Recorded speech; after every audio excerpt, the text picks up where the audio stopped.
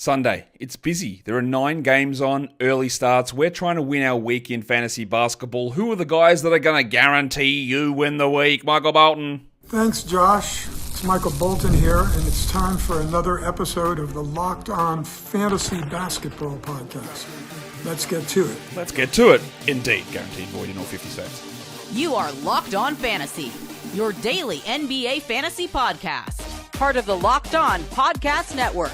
Your team every day. Hello and welcome to the Locked On Fantasy Basketball Podcast, brought to you by Basketball Monster. My name is Josh Lloyd and my other car is a Millennium Falcon.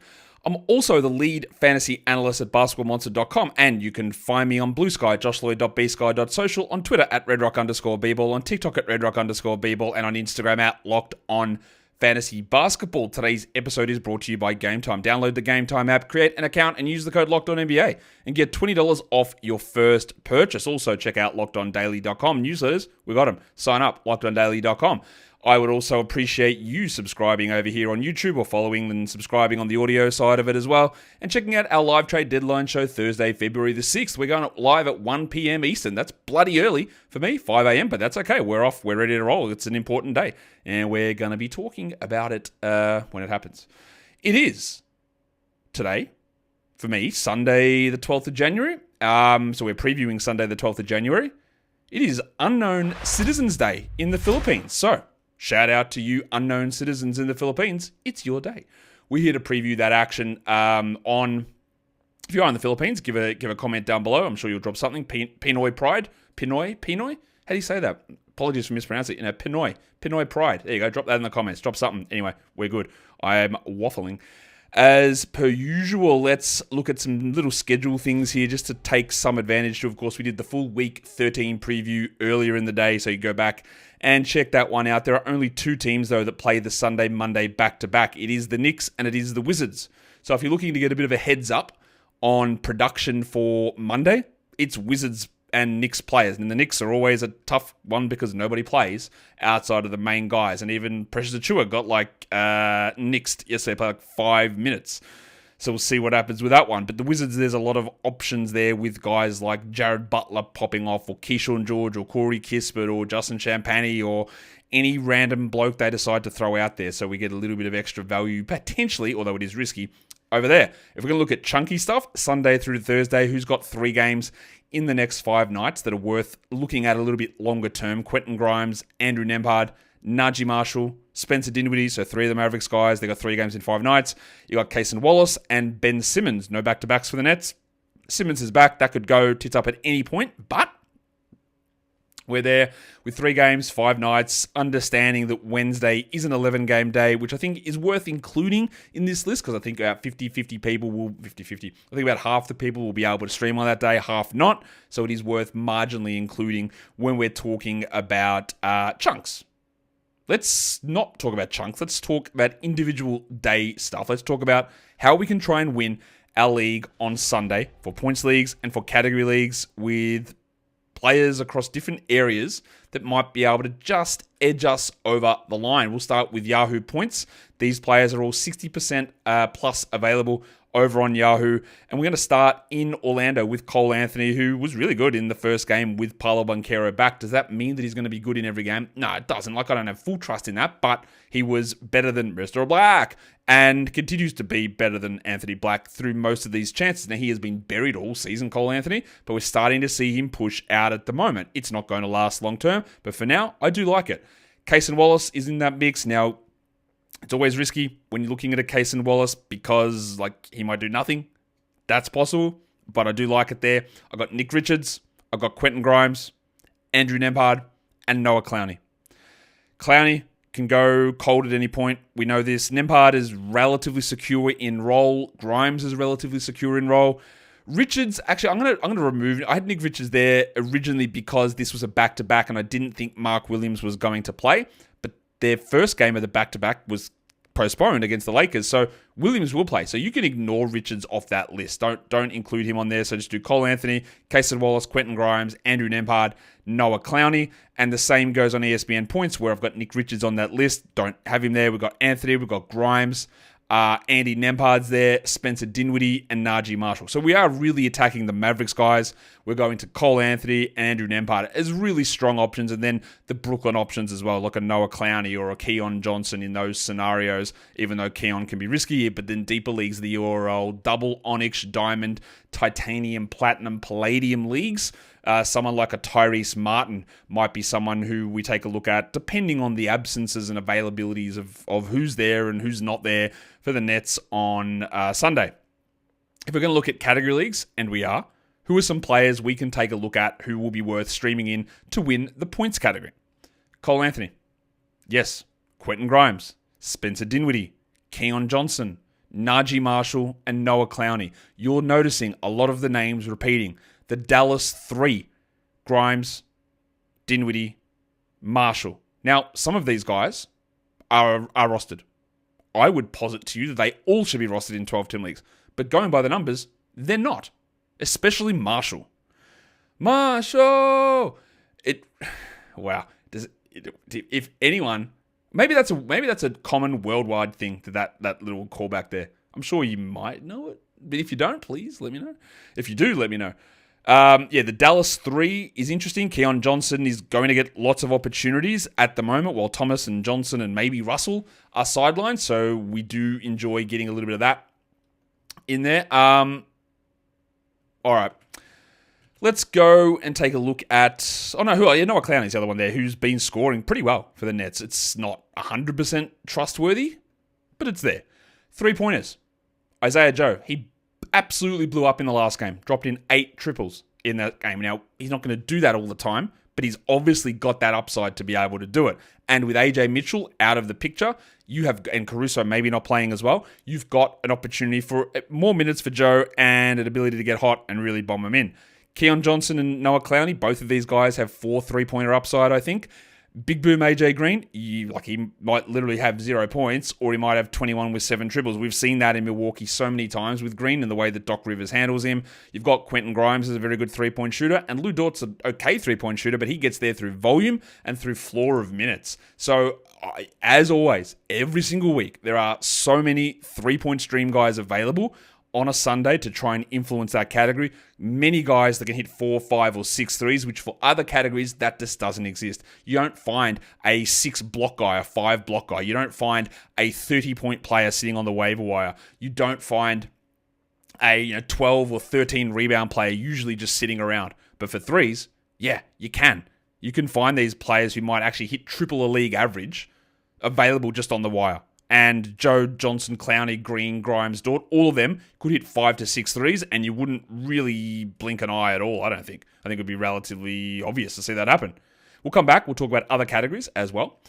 Before we do that, though, today's episode is brought to you by Ultimate College Basketball HC. I know you. You guys are nerds. You play fantasy basketball. Therefore, you enjoy the idea of building out a team. Well, what about if you did it for college basketball? In Ultimate College Basketball HC, you control every detail of your program. Recruiting players, hiring coaching staff, training camps, NIL deals, name, image, likeness, managing scholarships. It is all in your hands with Ultimate College Basketball HC. And then when you get to the games and the game time action, you look at drawing up offensive plays, you set your strategy so the way that you play the game impacts not just the current season, but the future of the school's program. You're going to be a bombing 3-point team, a lockdown defensive team. You're going to play out of the post to bring back contested mid-ranges like everyone apparently wants. You can do that in Ultimate College Basketball HC, and we've got a special offer for you. Use the code LOCKEDON, all caps, inside the game store to get a free boost for your program. A great way to kickstart your college coaching career. So download Ultimate College Basketball HC. Visit ultimate-cbb.com or look it up in the app stores. Ultimate College Basketball HC, and begin your coaching legacy today. Today's episode is also brought to you by the Game Time app. Tickets, events. Maybe it is a college basketball game, not for a fictional mobile game, but real-life college basketball, or NBA, or the NHL, or the NFL playoffs, or whatever it is. You can check that out on Game Time, and their new feature, Game Time Picks, has made it even easier to get the tickets to the events that you want to go and see. filtering out the fluff, showing you the incredible deals on the great seats so you don't waste time searching through thousands of tickets. With Game Time Picks, you can find those great deals. You've got the app's all-in pricing as well, so you don't get surprise fees at checkout, and take the guesswork out of buying tickets with Game Time. Download the Game Time app, create the account, and use the code LOCKEDONNBA for $20 off your first purchase. Terms apply. Again, create the account and redeem the code LOCKEDONNBA for $20 off. Download Game Time today. What time is it? Game time.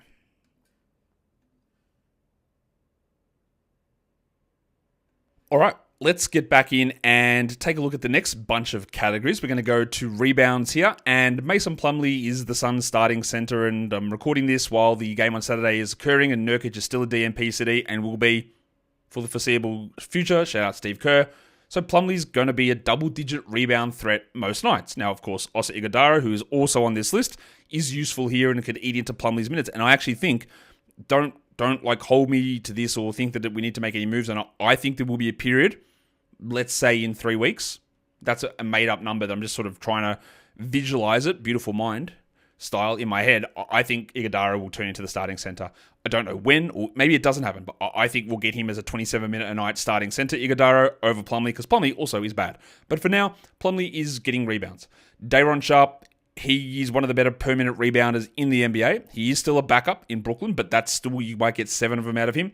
You got Wendell Carter Jr. there, and the Wendell Carter Jr. Goga Badadze minutes watch is firmly on. We saw Goga play 3 fewer minutes than Wendell last game. I've got Nick Richards there. Even though he is a backup, you can get 6 or 7 out of him, and there is a chance that he does play 20-plus minutes, like the last time we saw Charlotte. Gershon Yabusele there, which would jump him further up the board if Embiid is out. We also saw last game with Embiid out. He wasn't very good. He's fine to stream in. Absolutely, you use him when Embiid is out. You're less interested when Embiid is in, though.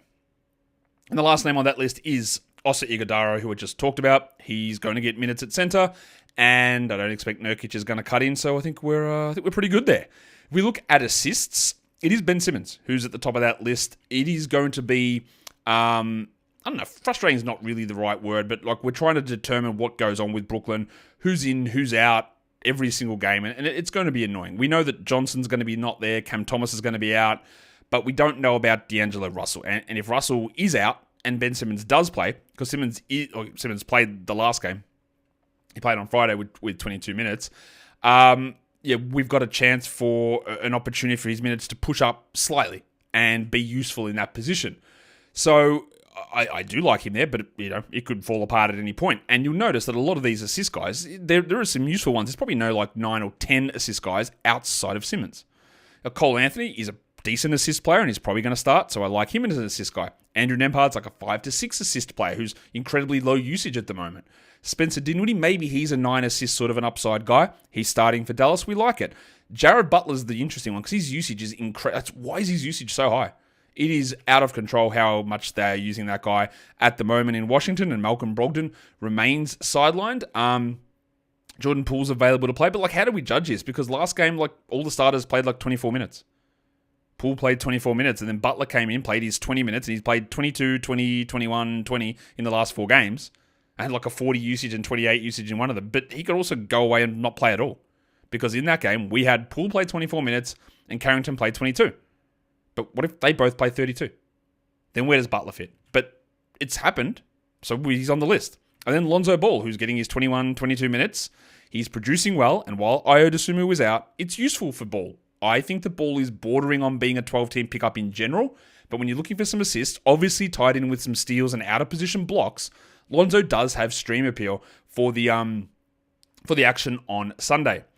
Let's look at steals, which, when we'll keep reinforcing this point, and we're going to make sure we look at it a lot through the next off-season as well and pre-season, is that steals are eminently streamable. There are plenty of guys available who've got 3 to 4 steal upside. It's not quite as readily available as 3s, but it's pretty available. Cason Wallace, you just almost can lock him down for 2 steals a game. You can't, but you sort of can. And he's available there. Keon Ellis, he's still available in spots. And it was a little red flaggy that in yesterday's game, without De'Aaron Fox, he played 23 minutes. Because like we've said all along, it is great and it is easy if you don't dig in and pay attention, which many people don't. And that's okay. They don't have to. The time is not there, but I do. I do have to. That is my job and I do it. We've seen one game with a healthy team, and Alice, I think, played 19 minutes in that game. And then someone went down. It was Keegan Murray. Then it was De'Aaron Fox, and his minutes all went up. And then last game he played 23, and we actually had Devin Carter cutting into Keon Ellis's minutes because he didn't play particularly well. But the idea that Doug Christie's figured out that we need 35 minutes a night of Keon Ellis every single night, and that's how they win, I don't believe. I'm not saying that it's wrong. I'm saying it hasn't been proven to be correct. And it was really, I think it should be a bit of a red flag that he got those only 23 minutes without Fox there. We will find out what they do. And we're still absolutely using Keon Ellis for now. But when it comes back and he plays 18 minutes in a game when they're healthy, which might not happen, but when it does happen, I want you to be prepared for that fact. Kentavious Caldwell-Pope left the last game early, but he's fine to go. Apparently, he's been a pretty good steals guy for the Magic, especially with Suggsy out. Keon Johnson, he can generate those steals. Lonzo Ball, we just talked about an ability to get steals, and he consistently does that, and he will probably do it again. And then you got Lou Dort as well. But look, every one of those players there, if any one of those guys, maybe not Keon Johnson, but two Keons again, any one of those players had 5 steals, you'd go, yeah, yep, saw that coming. Wallace, Dort, Ball, Caldwell-Pope, Keon Ellis. Every single one of those players could be getting you 5 steals. Keon Johnson, maybe 3. But that is a very, very streamable category off waiver-wise. It just is. We're going to come back. We're going to talk blocks, field goal percentage, and free throw percentage. But today's episode, it's brought to you by Open Phone. Yeah, new sponsor on the show. When you're running a small business, well, you have to wear a lot of hats. Personal phones become business phones. Everything sort of intermingles. And that's not always a great thing. You could be juggling customer calls all day and night. And as your team grows, it's impossible to manage everything with just your personal number. That is where Open Phone comes in. It's the #1 business phone system designed to keep your work and personal life separate. For just $15 a month, you get complete transparency and visibility into everything that's happening with your business phone number. Open Phone works through an app on your phone or your computer and integrates with tools like HubSpot and hundreds of others. It also uses AI-powered call transcripts and summaries, so you'll have a rundown of your calls and action items the second that you hang up. And if you miss a call, well, no problem. Automated messages are sent directly to your customers, ensuring that you never miss an opportunity to engage. And right now, OpenPhone is offering 20% off your first 6 months when you go to openphone.com/LockedOnNBA. That is openphone.com/LockedOnNBA for 20% off 6 months. It's openphone.com/LockedOnNBA. And if you have an existing number with other service, OpenPhone will port them over at no extra charge. Okay, some of you may be wondering, I tweeted this out and talked about it yesterday, and I've mentioned a couple of times that it's my birthday coming up in a few weeks' time. I'm turning 45, and I've decided I wanted to buy myself a present, buy myself a nice watch, because I went to a wedding back in December or whatever, and I love my Apple Watch I was wearing it. That looks a bit weird with a suit. Maybe I do need to actually upgrade this watch, right? So I've been looking into it. So yesterday I said I'm going to go and start to look at some watches. I didn't buy one yesterday. We're still in the process of that, but I think I'm going to be getting, I'm looking at getting a Rolex at this point. And we went and had a meeting in there, obviously, because they didn't offer one. That's the way they roll. Went and looked at the Omega watches as well, which I liked, and had a bit of a look at Grand Seiko. There is a new Grand Seiko boutique opening in Melbourne soon. That's not open yet, but started the process of looking at those watches. I probably narrowed it down to those 3: Omega, Grand Seiko, and Rolex, for those of you who are interested in my watch journey. And with Rolex, I think I'm not like going for the big ones. I'm liking again, watch people. You can fast forward 30 seconds here if you're not that. Oyster Perpetual, just the basic one. I really like the classic look, and the Datejust are the two that I'm really looking at there with Rolex. And then we go from there. But that's where I'm at with that, if you wanted an update. We talked steals. Again, maybe you don't care about that, but also, it was a minute of your time. I think we're good. Blocks. John Isaac, minutes have been up. I don't know that that's going to hold, obviously, but 20 minutes in the last 2 games, 20 minutes plus. It's interesting, and we know that he's got the 2 to 3 block upside. A lot of the other guys on this list do not. So he's got that upside there. Al Horford is available to stream, and that's fair enough. He is a streamable player, but he's not a high blocks guy. I've got Peyton Watson, who, if Aaron Gordon remains out, is actually a 3 to 4 block upside guy. And we've seen that Christian Brown has gone under 30 minutes for 3 consecutive games, and Watson's minutes have pushed to 30 plus. So we are seeing more Watson. And more Watson means more opportunities for 3 block games. I've got Day'Ron Sharpe there. He might only be a 17-minute a night player, but he could have 22 minutes. He could have 2 blocks, double-digit rebounds. He could hit a 3. Useful enough, especially when you're getting desperation stakes. And then his teammate, Noah Clowney, who just can't block shots at all anymore. Last season, he had a couple of 5-block games, I believe. Maybe at the moment, they look like the flukes, the outliers. But I'll put him on the list. Maybe he gets you a block, but my confidence is waning. And the same with Mason Plumlee, who's a big man. And to be fair to Mason, his block rate this season is well above where it's been in the past. So there is a chance he gets you 1 to 2 blocks here. Also, I still don't really buy him as a shot blocker because he never has been at really any point in his career. But the block rate so far in Phoenix is well above where it's been for the Clippers, well above where it was for the Hornets and Portland and Brooklyn and whatever other team that he did play for. If you look at field goal percentage, this is a mixture of actual field goal percentage and volume in terms of how this looks. Ben Simmons, he's not going to take many shots, but 6 shots and he hits 4 of them. Pretty good. Nick Richards, again, not a high volume guy, but we also saw the last time Charlotte played, he played more than Mark Williams, so there's interest in him. TJ McConnell's always the weird one, much like Simmons. You get assists and field goal percentage, and that makes them unique. Well, it's not. No, it doesn't actually, Josh. That is the incorrect word, because you know what unique means? There's one of them. So you can't have 2 people being unique. It doesn't work. That is ridiculous, and I apologize for that misspeak. Maybe I was trying to cozen you with false information. But yeah, so they're different to other players who get assists. We'll put it that way. Mason Plumlee he's a very good field goal percentage guy. Now he might go literally 1 of 1, but there's a chance of a 4 of 5 game from him. You got Tom Bryant, who did play 17 minutes last game and get some steals and blocks in there as well. So he's a block option too. He's a good field goal guy. And the other one is Oso Ighodaro in Phoenix. We're sort of understanding which direction we're going with those guys. And then for free throw percentage, this is actually turning into a bit of an easier streaming category as well. Spencer Dinwiddie, Kentavious Caldwell-Pope, Grayson Allen, Jalen Wilson, who did see his minutes drop last game, Jaden Hardy, and Jordan Hawkins. All of these, the difference with these guys is in free throw percentages. It is hard to find the volume guys necessarily, but you might get 3 to 4 free throw attempts from some of these players, and some of them, Dinwiddie, Caldwell-Pope, maybe Wilson, maybe Hardy, maybe Hawkins, probably not Hawkins because Zion returns, but they could play 30 minutes. And then Allen could play 25, and Wilson might play 25, and Hardy might be 25 as well. And you might get 3 to 4 free throw attempts. Hawkins, maybe not. He's not great at drawing them, but there's always that possibility. So they're on that list as options there. And that is the end of my daily look ahead for Sunday. And again, celebrate your Unknown Citizens Day over there in the Philippines and give this video a celebration by thumbing it up and leaving your comments down below. The next time you'll see me on this channel is a waiver wire show tomorrow, and then we will do a Monday preview show and then a recap of all of Sunday's action, of course, as per usual. There is no recap of Saturday's games. I don't do recaps on Saturday for Saturday's games. I write them up at Basketball Monster, but I don't do a show on it. Guys, let's keep it rolling. Let's keep it positive. Let's keep improving. Small, but keep improving. Lift someone else up as well. Tell them just a small good thing. Hey, mate, thanks. That was great. Really loved what you did with that. Work, personal life, whatever it is. Guys, we are done here. Thank you so much for listening, everyone. See ya.